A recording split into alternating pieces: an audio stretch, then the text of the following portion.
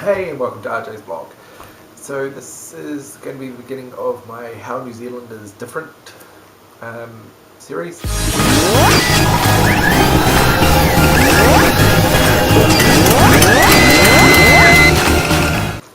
One of the big things mainly America notices is our driver's side is on the right hand side of the car and passengers sit on the left. And we drive on the left hand side of the road, not the right hand side of the road. Now we have what's called a graduated driver licensing system. Up until 2011 you could get your learner's permit at 15. That's now changed to 16. Now to get that you have to do a theory test. Now back when I did it, it was different, but now you have to do a scratchy test. So it's multiple choice. You've got to learn the road code. It's 25 questions, you have to get 23 of them right, I think it is. And pass an eye test and get your photo taken and everything like that. Then you get a little blue license card. Now on your learner's permit you can only drive with someone who's had their full license for more than 2 years, and they've got to be sitting in the passenger seat next to you and sober. You also have to have stunning sort of L plates on the car, front and back, that can be clearly seen.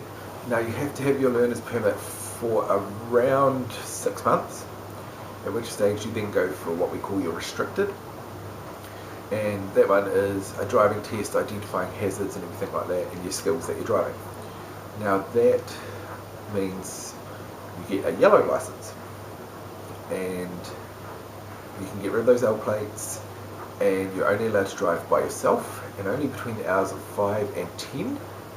5 in the morning, 10 at night, and yeah, only by yourself, not allowed to carry passengers, anything like that, unless you've got the full licensed driver for more than 2 years with you. Now you have to have your restricted for about 18 months. It can drop down to a year if you do a defensive driving course. Then for the full test you go out, do the same driving test again, and if you pass that you get your green license, which is your full, which means you can drive whenever, whatever, with as many passengers as you want, as long as you've got the right license for the vehicle. Now you can drive anything up to 3.5 tonne on your car license, which is what we call a class 1. If you do it one after the other, about 2 years to get your license. I got my full license was my 18th birthday present to myself, so I've had that quite a while now. We do have some funny rules around your restricted. If you do your restricted test in an automatic, you can only drive an automatic. If you get it in a manual, you can drive both. Yeah, so it is slightly different to some places.